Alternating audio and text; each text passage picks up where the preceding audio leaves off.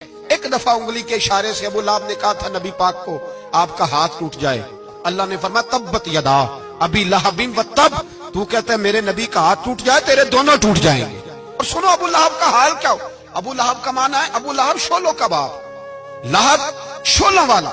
کیا مطلب؟ ابو لہب اتنا حسین و جمیل تھا کہ اس کے جو رخسار تھے شولوں کی طرح چمکا کرتے، اتنا خوبصورت تھا، لال سرخ رنگ تھا، خوبصورت آدمی۔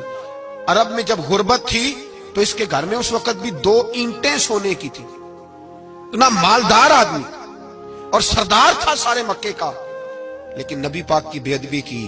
تمہیں پتہ ہی نہیں کہ رب دنیا میں سب سے زیادہ ناراض ہی اس سے ہے جو اس کے رسول کا بے ادب ہے، سب سے زیادہ ناراض ہی اسی سے۔ ابو لہب نہ گیا بدر کے موقع پر، ڈر گیا، کہنے لگا میں نے نہیں جانا، مکے میں رہ گیا، نہ گیا جہاد کے لیے، مسلمانوں کے خلاف نہ نکلا۔ لوگوں نے بڑا اس کو لان تان کیا، لیکن کہنے لگا میرے خرچے پہ 4-5 بندے لے جاؤ، میں نہیں جاؤں گا، پیچھے رہ گیا۔ لوگ کہنے لگے بچ گیا، لیکن اس کے جسم کے اندر ایسی بیماری نکلی کہ ریشے سے بھر گیا سارا وجود، ریشے۔ اس کے بچوں نے لے جا کے ابو لہب کو پیچھے ایک حویلی تھی مکے کے باہر، اس میں بند کر دیا، چیختا تھا، چلاتا تھا، بند کر دیا اس کو لے جا کے وہاں پیچھے۔ اور جب اس کو بند کر دیا کمرے میں تو چلاتا تھا، چیختا تھا، کوئی مجھے بچاؤ، کوئی پانی پلاؤ۔ دروازہ توڑ کے باہر نکلا تو چوک میں مر گیا ابو لہب، اتنی بدبو آتی تھی کہ کوئی قریب نہیں جاتا تھا۔ چوک میں لاش پڑی تھی، یہ ہے میت کسی بے ادب کی، منہ دکھانے کے قابل نہیں، اور ان کے دشمن پہ لعنت خدا کی، رحم پانے کے قابل نہیں ہے۔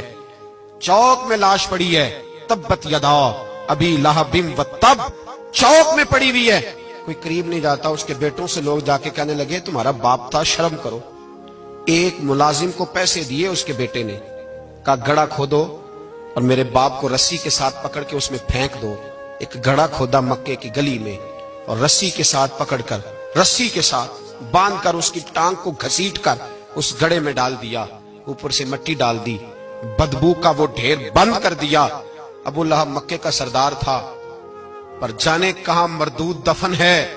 لیکن میانی صاحب کے قبرستان میں جاؤ، میانی صاحب کے قبرستان میں وہ علم الدین جسے اپنا نام بھی نہیں لکھنا آتا تھا، ہزاروں لوگ روزانہ اس کی قبر پہ کھڑے ہوتے ہیں اور رسول اللہ کی نعتیں سناتے ہیں۔